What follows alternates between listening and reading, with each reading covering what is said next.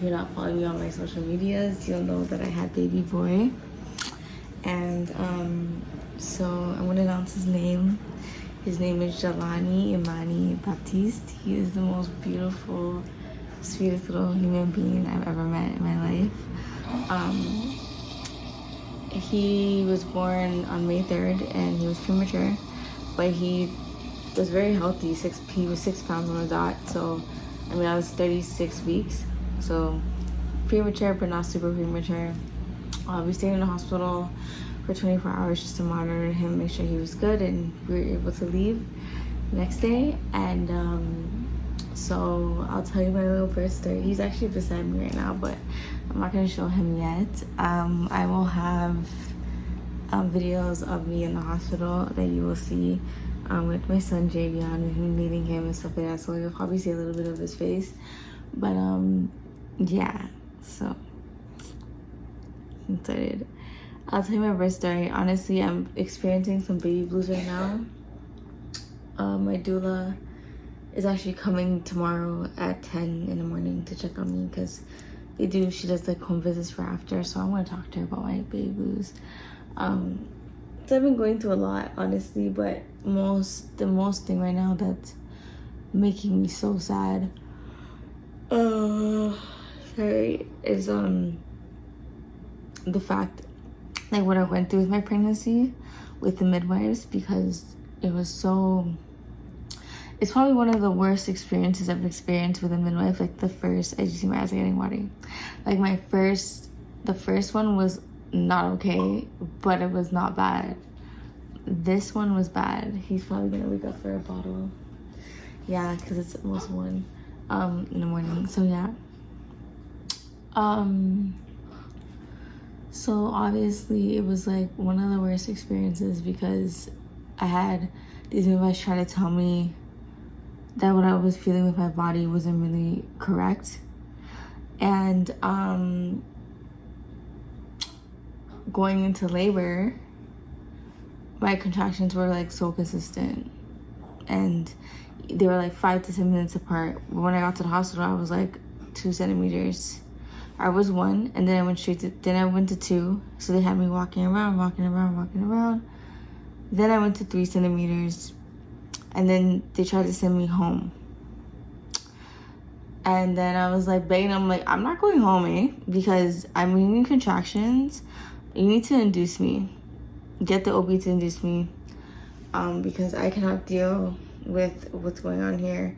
And I had to tell them my situation, and it was already hard because I had to find someone to pick up my son. My son was at his friend's house, which they're not friends anymore. As you can see in the previous video, was the friend I was speaking with about his parents were trying to say that they don't want him playing with Javion anymore. So they're the only people at the time that could really take him from me because his dad was being a dumbass. So his dad and his dad's family did not want no involvement with my son because of the whole situation that's going on. So, yeah. So, basically, he had to go to his friend's house. The friends out there were judging him. So, the first time that she explained this all, but then the second time during I was in the hospital, she tried to judge him again, saying some nonsense about how he was choking her son. I'm like, okay, so my son was choking your son. How did that even happen? What was the situation? All she could tell me was, oh, they're playing in the room as usual. I'm like, okay. So they're playing in the room, you didn't see what happened? She's like, oh, we'll talk about it later. When my son got to the hospital, I asked him, I'm like, what happened? His friend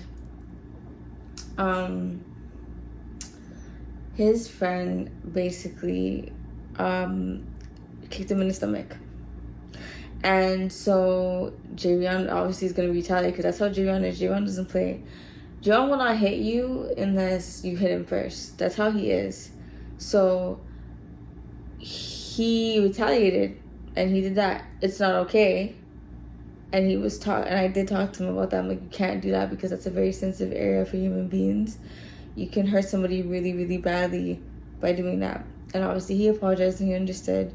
But I understand him and I wasn't upset to that point, because it's like, why are you kicking my son in his stomach? So basically I told the mom, and I said, because she has said some other things of like, she thinks that she's worried about Jayron, like Jayron acting out and being like something about coming from a single family home. And I was dying. I was just like looking at this girl, looking at the text messages, and I'm like, this is coming from somebody who has a kid who has an emotional outburst, who's bossy, and but wants to have a play date. But you're looking at my kid and you're judging my kid because you're insecure about your life or whatever. Anyways, she can, like, you can tell me, like, I'm all for the LGBTQT whatever, and I'm part of the LGBTQ community, and she is a LGBTQT person and her partner and whatever. So you could say that my son could be acting out with all these because of coming from a single parent home, but there's so much shit that could happen with you raising a kid for someone who has two moms. You know what I'm saying? And I have no hate against that, but for someone to come and look at someone and look at them as a single parent and be like, your son's acting out because you're a single parent, you have no right. You don't know why my son's acting out.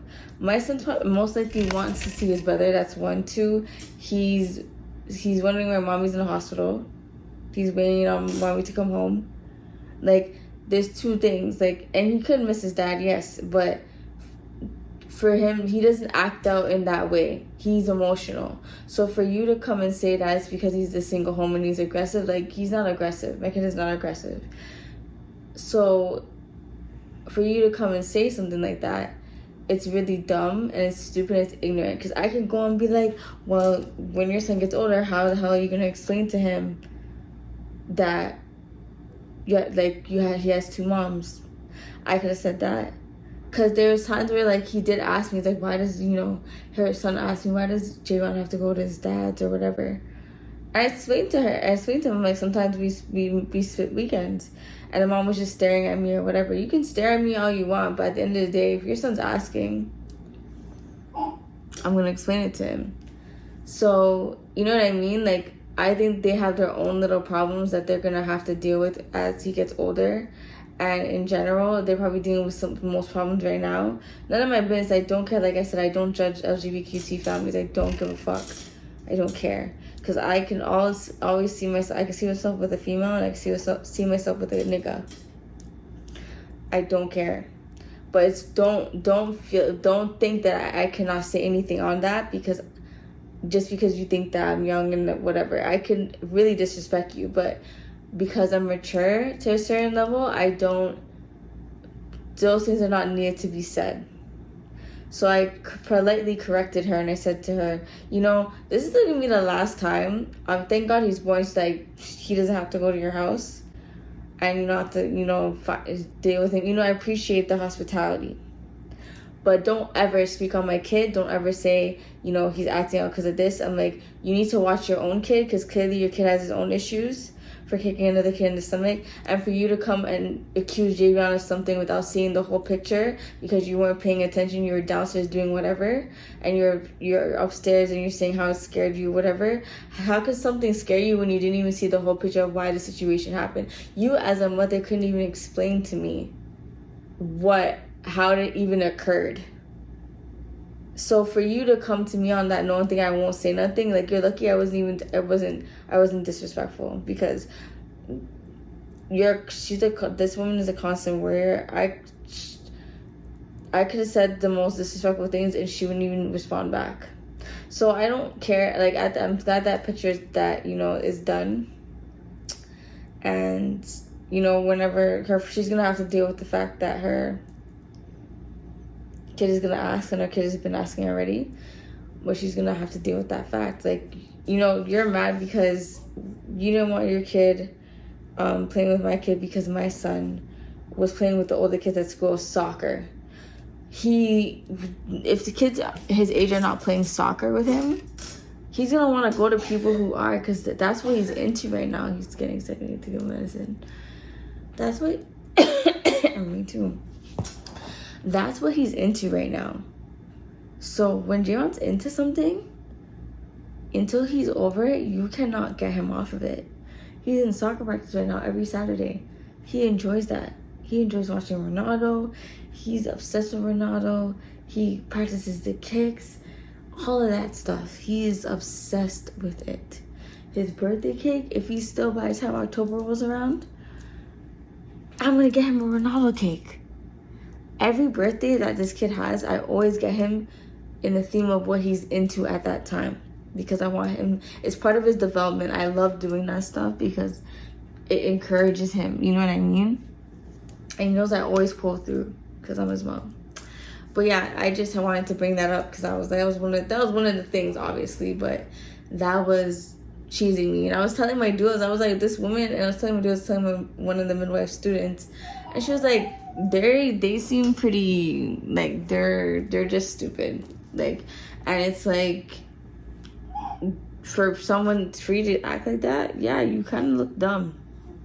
But it's okay though, because, you know, people who judge other people's kids, when, I'm sure her kid has other playdates now, when her kid starts to have other playdates, and their kid's gonna start complaining about them, the parents are gonna start complaining about them. So obviously, karma's a bitch. My son is good. Maybe he finds the kid boring or what he's into boring or whatever for whatever reason. So, you know, he doesn't have to play with him at school. He can do his own thing. Anyways. So, yeah, I just wanted to get that out there because that was cheesing me. I was like, finally get fucking over. It's the reason why I don't like leaving my kid with anybody. But, you know, because I know them. We had a couple of few play dates. There's a certain level of trust. But, yeah, I would definitely... if anything worse were to happen, it's a punch in the face, but it's fine. But yeah, because I'm too protective over my son, especially Javon. Like, I don't play with my kids. Like, Javon, I don't play with him. So yeah. Crazy people. Very close-minded, ignorant people. So yeah, I basically, that was part of my whole hospital story. That's one part of it. So basically, I was in labor. I'm pretty sure I was in labor for about 2 months. For the last 2 months, because the contractions, the pain that I was feeling, I couldn't even eat. Like, I was feeling sick. And they say when you're getting close to that time to have your labor, you start to feel very sick. So, yeah, like, I was feeling so sick. I just couldn't do it anymore. I couldn't do it anymore. And on May 3rd, it was the day before, it was May 2nd, and I was at the school bus stop picking up my son, and one of the parents, obviously, he was talking to me and I was feeling the contractions. He's like, how are you? I'm like, I'm not good. He's like, yeah, I can see it all over your face. Like, we were having conversations, and I was listening to him, but he's like, I can see it all over your face that, like, you're uncomfortable. I was getting contractions every 5 minutes. I was in pain. I was feeling them in my bum, like the pressure. And that same night, I got those contractions, kept getting them. And, you know, got them in the night. I didn't sleep much that night on May 2nd. May 3rd, I was in pain, like the contractions were there. And I was breathing through them. I was trying to breathe through them. It was painful. So I was like, you know what? Jaron's hopping on this school bus. I'm going to do this. And yeah, got him ready. Didn't know. I thought my kid was going to be born in the morning. But no. He was born in the night. Which is crazy because my terrier that I go to, she said the morning. But obviously because, you know, things change, energy changes or whatever. But the other terrier who was a friend of mine in New York, she said he's gonna be born in the night, and she's like, he's gonna be fast. And I did send her a picture, and she said congratulations. She was right. He was fast, and he was born in the night. Well, most of the time she's always right, so that wasn't a surprise to me. But yeah, I basically was feeling them. And, you know, the first time I went to the hospital and I had them, the midwife was trying to tell me, like, this is the one midwife where I was praying to God she wasn't birthing my blood clot baby, because first of all, they did the speculum exam, and this girl did not put the lube on it. Oh, we can't do the lube because we have to do the GBS swab, and you don't want to put the lube on it. I was like, oh my fucking God. That was painful. Then on top of that, I was complaining to her. I got a snap because it was like, she was constantly telling me, oh, like, you could just be stressed out. You could just be overthinking it. It could be what you're going through, you know, stuff like that. And I was like, what is wrong with these people? I'm telling you, I'm feeling something in my blood clot body, and you're fucking telling me that I'm not feeling it. Then I find out, when I was paging them, none of them answered my phone call before. She's telling me, oh yeah, I was eating out, and I heard the page, but you didn't page again, so I just thought, because you're supposed to page twice. So like, so I just thought that you know, you weren't, it wasn't an emergency. I was on the phone, and I literally was like, okay, bye. What the fuck are you telling me? You were eating out, so you couldn't answer my fucking page? Are you stupid? Anyways, that was the one experience that that was another experience that pissed me off. The other ones were telling me, oh, like, unless you're in pain, like, you should, like, call us or whatever. If you see a bloody show, call us or whatever. I'm like, oh God. I'm like, why do I have to see a bloody show? Like, why? I'm getting contractions. I can't sleep. Tylenol's not fucking helping. Like, what do you want me to do? So it was just a lot of invalidating my feelings, invalidating what my body was feeling. And I know my body because I knew myself when I had when I had JV. I'm like, yo, I'm gonna push. Even though it was fast and I didn't get to experience the contractions slowly like I did with him. I still knew my body. And so it was just very annoying. It invalidated my feelings, validated how I'm, like, trying to tell me what I wasn't feeling. And, you know, it was just really upsetting because it's like, you're telling all these people you're going to, I think I went to the hospital the fourth time when I actually had him. And I was like, done. And they said you know, we could induce you, but we can't induce you until 37 weeks. And I hit the 36 week mark, and I was like, yo, you're inducing me today. Because I couldn't deal with it. I was like, and we got a hospital. She checked me 1 centimeter. Then again, still getting the contractions, second 2 centimeters now. She said, okay, so I want you to walk around. We're not going to meet you yet, but I want you to walk around. And, you know, this is how we're going to really know if you're in labor. Because your body's going to change. You're going to start to, like, dilate more. And my cervix was thinning out. So, walked around for about 2 hours. And got lunch, talked to my social worker there. Got some other stuff figured out. And got the preemie clothes ready just in case. And when it was time to check again, I was 3 centimeters. And they're thinking about sending me home. Because, like, you know, they're consistent, but they're still, like, far apart. Like, they're 5-10 minutes. I'm like, but they're consistent. I'm like, I'm not going home. Like, are you going to pick up my kid? Like, they're going to want to hold me here for 24 hours. Why? Like, if I go home and come back, what is the point of that?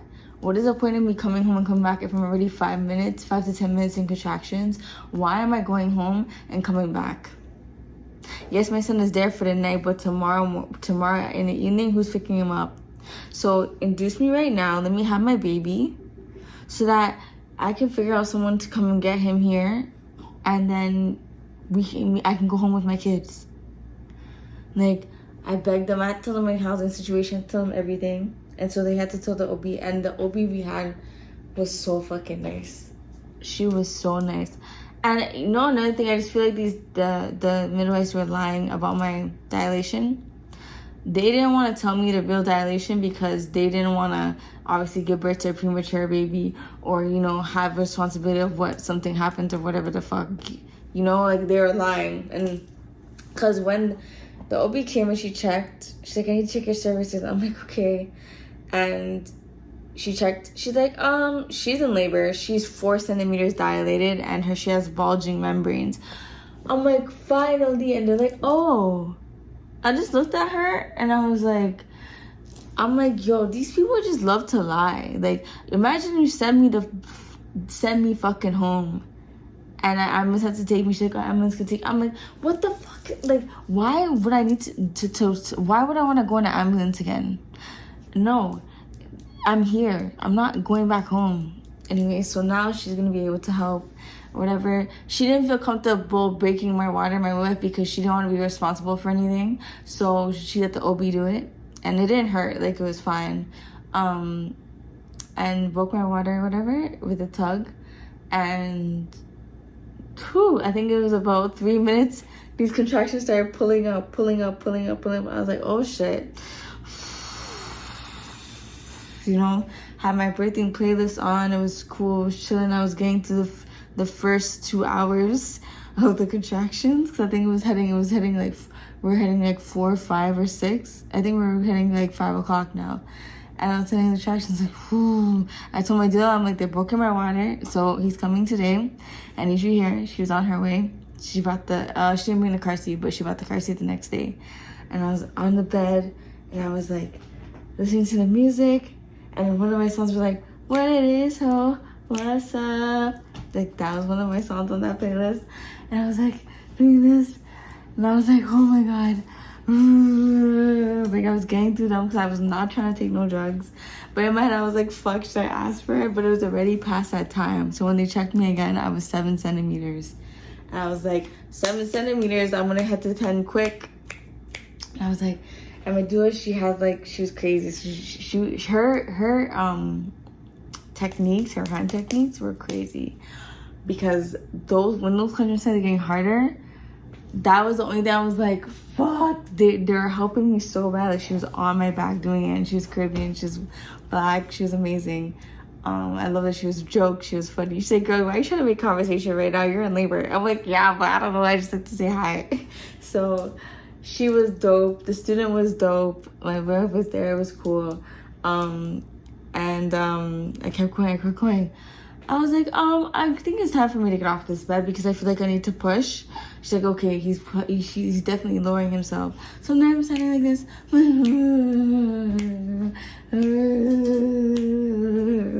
Like, I'm going back and forth. And, I'm going back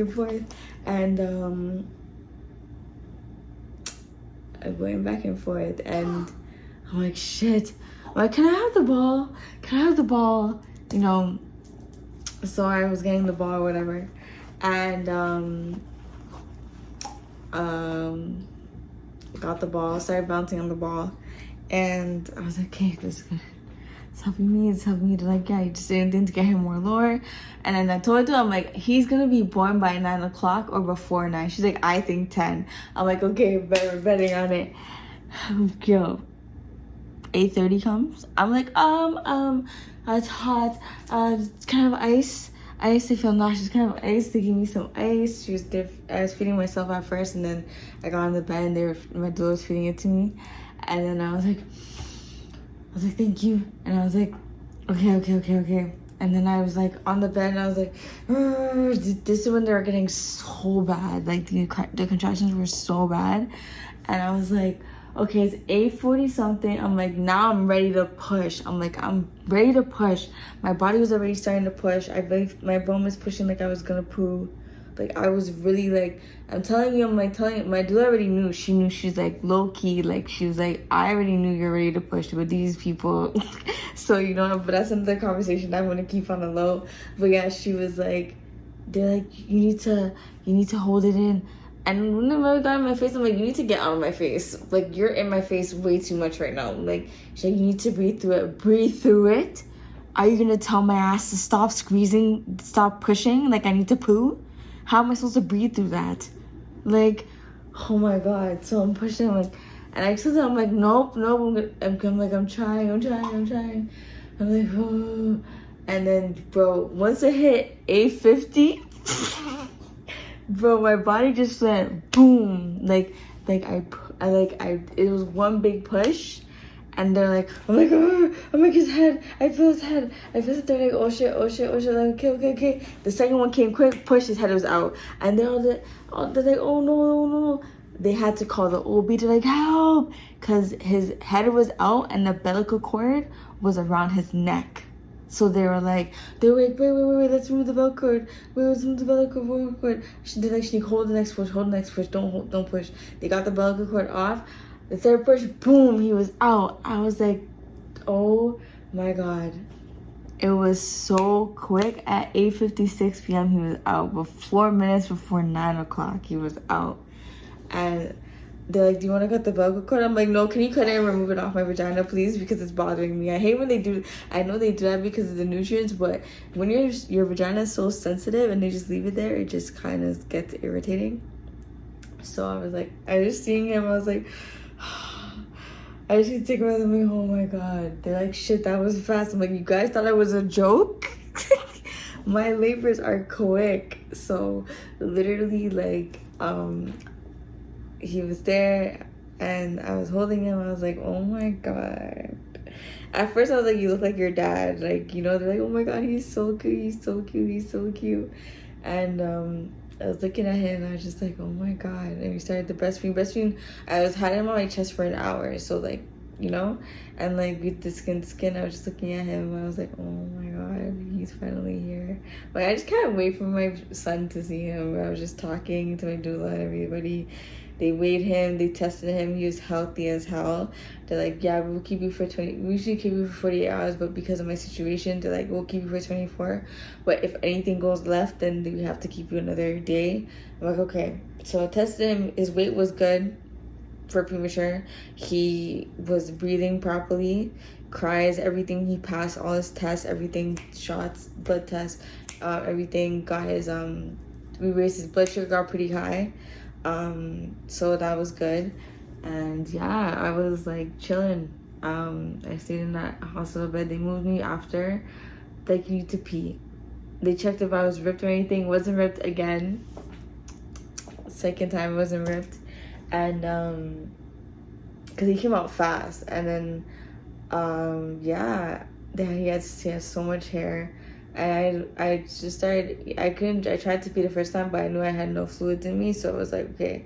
Started drinking, started eating some stuff, and he was just chilling, and I was just looking at him, and they put everything on his eyes, the vitamin K or whatever, and I was like, they have to feel dumb for not listening to me.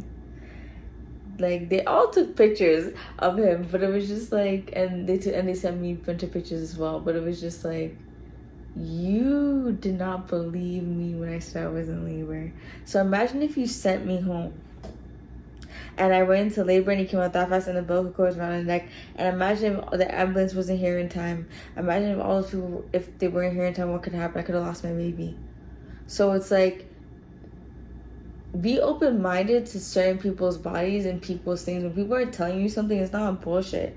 Like, you know, some people, they could be, you know, it's worried, of course, and paranoid, and I get that. But when somebody already experienced something so quick, that should be an indicator for you to be like, okay, you know what? Let me just take in what she's saying and see the signs, and let's just see if it's correct. Because when you just go into something and you're like, okay, it's not what it is, you're automatically putting yourself to get in trouble. And it doesn't matter. These women were in midwives for years. So I don't know if they never experienced a fast birth like mine before, if they just experienced the whole full term shit. But for you guys to be that close-minded, it looks so bad on you. Like, it's not a good look at all. It is not a good look at all. And I think that they need to be very careful, because the next person could be 10 times worse. And you know what I mean? Like, it's just a lot of ignorance that I've experienced with that, and it was invalidating. I mean, I got my beautiful baby, but I think that's where the baby blues hits, because like, I know my body, I know myself very well. So like, when you're trying to tell me something, it's gonna frustrate me, and I already know that what you're telling me is bullshit. So it was sad, because like, like, that's my body. Like, I knew my body, I knew my baby out. Like, imagine I could have lost my kid, and that would have been a disaster. Like, you know, I'm just happy that they got it off his neck. And you know what's crazy? Here's another thing where they messed up too. I went to do my 3D ultrasound to see him. The ultrasound tech, she warned me. She said he likes to be close to the placenta and his umbilical cord. He was holding on to the umbilical cord in the room, like he was beside it. They're like, make sure you tell your midwives that, because they need to watch out for that when he's coming out, because it could be around his neck, and it's no joke. So the other midwife that I didn't want to birth my baby, thank God, she tried to, she's like, I don't know why she would tell you that, denying it. But didn't the umbilical cord come around his neck? Exactly. And then plus my placenta was short. So she said the length of it was short. So it's like, it wasn't long enough for, you know, it to be moved. So I'd say it was probably around his neck too. And then my mother was telling me, she's like, your placenta was aging, so you were in labor. I'm like,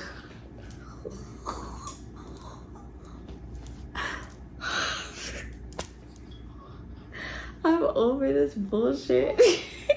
Like, I'm over it. Like, it's just crazy to me how, like, it takes, but I understand. I'm trying to be as nice as possible, open-minded, because, like, I get it. It's something you guys never experienced before, but don't, like, open mind. Yeah, it was crazy. It was crazy. So yeah, and it was crazy because on the May 2nd, at night when I was putting my son to bed, he was like, my baby brother's coming. He's like, my baby brother's coming. I'm like, yeah? And I already knew. Something told me, like, that's a sign. And I had a dream, I think on the 1st or on the 30th of April, that I was gonna push out my baby. And I was in the hospital and everybody was around me. And my dreams usually come true. It came true. Because obviously I have my psychic whatever gift. So obviously I had a dream, and then 2 days later, look who popped out. So my son was like, it's okay, Mom. Breathe. Just breathe. Because I was in pain on the 2nd. I was in pain. I was lying with him, trying to put him to bed. And let him listen to, like, because I don't speak French, so I let him listen to French stories on YouTube when he doesn't bring library books home. Even when he ever has them, I try to read them for him. So he had the thing.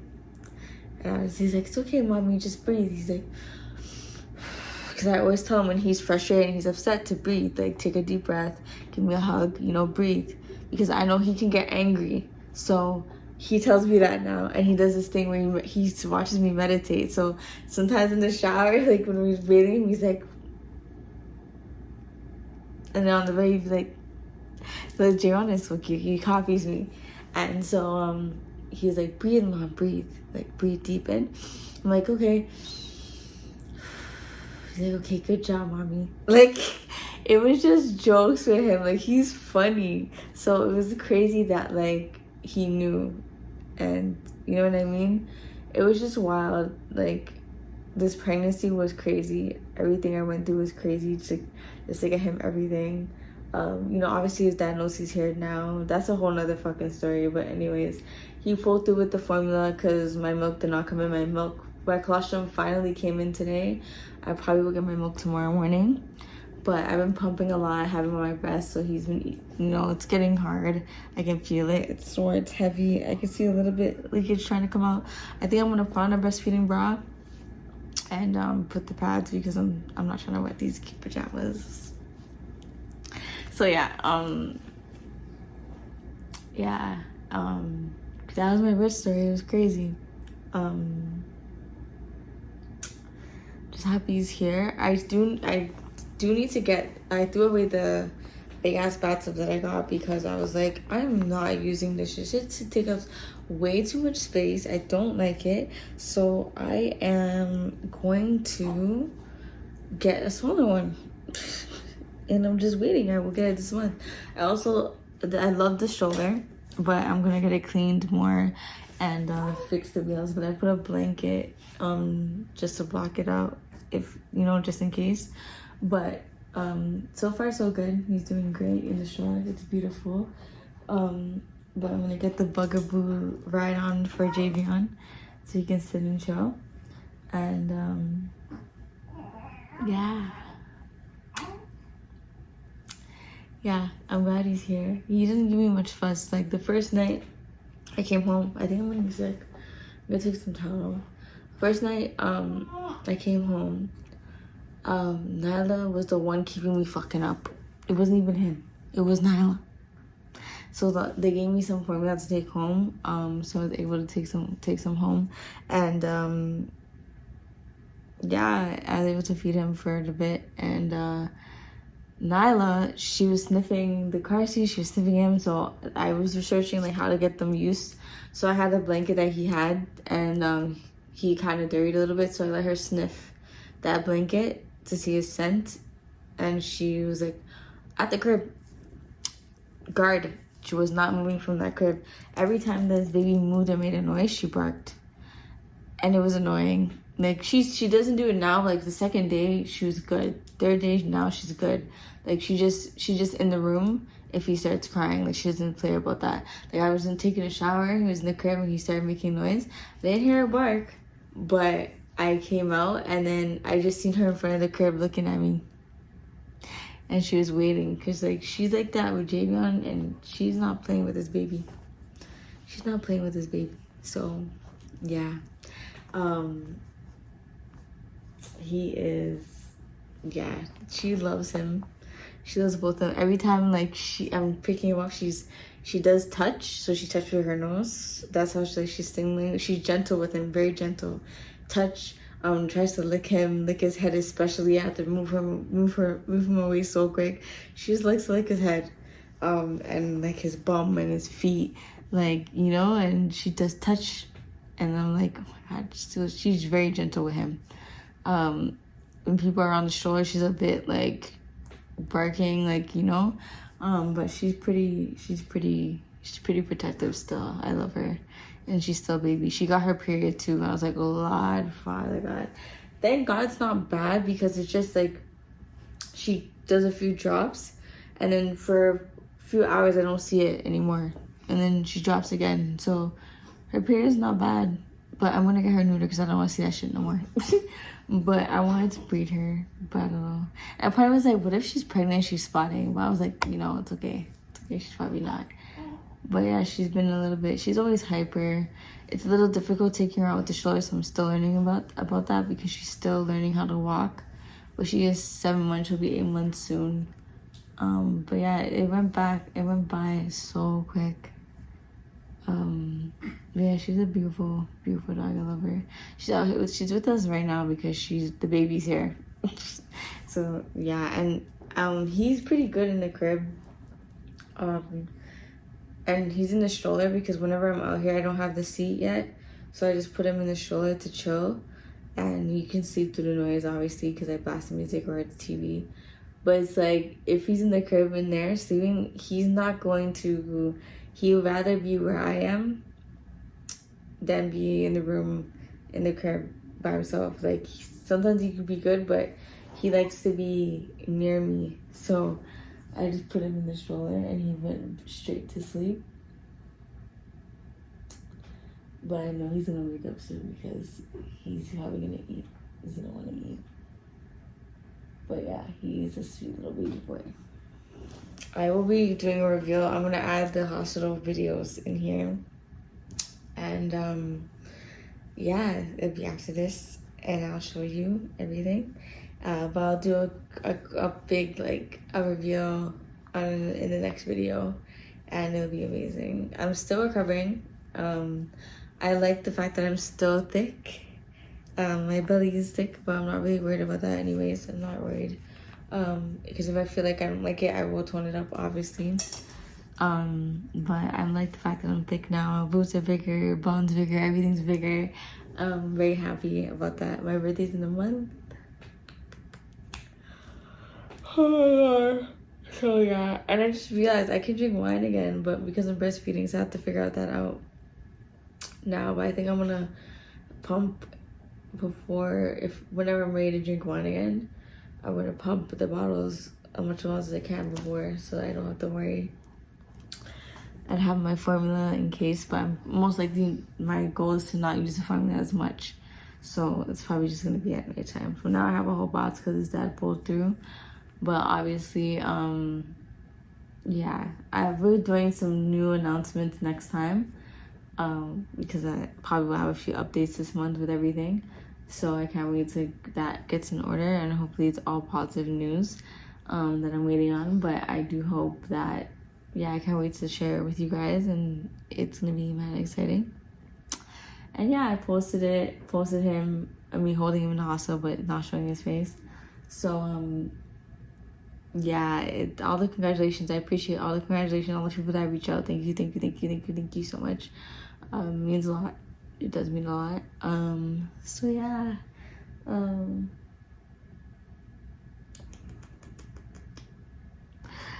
Yeah, that's my story.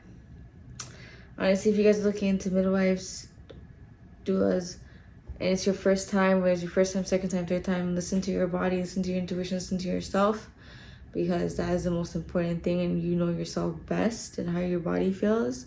And anything can go wrong when it comes to carrying a baby into this world. It's difficult, it's not easy. And big ups to all the strong women out there, all the big moms. Like, stay strong if you're still pregnant. You got this. Pull through everything as you can. Doesn't matter if you don't go natural, if you do go natural, if you take epidural, whatever the fuck it is, you're still a strong human being. Childbirth in any type of way is not easy. And a lot of people can be possible who do it natural, but C-section, that's the most scariest shit. C-section and other ways of getting induced and other happening situations that can happen with giving childbirth, those things are not easy, and those are very strong women as well. So keep your head up and keep pushing, because we women do amazing things. It's crazy. Like, we're wild. But yeah, I'm also talking because it's so late and my doula's coming soon. I'm gonna get another drink because I'm thirsty as hell. Obviously, because boobs are getting ready to produce milk.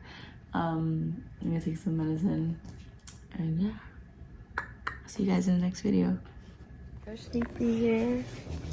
I just had baby. I'm not gonna show him right now, but I'll show him later on. He's beautiful. He's born 6 pounds on the dot, like no ounces. Very fast labor again. I can't wait to be home with him. He's so quiet. He doesn't really like noise too much when he's sleeping, but he was born at 36 weeks, so he is preemie. He's not too small though. He's like newborn size. He doesn't fit in newborn clothes though. I tried. But beautiful baby. He's doing so well. He's healthy. So yeah, I just wanted to come on here. So tired.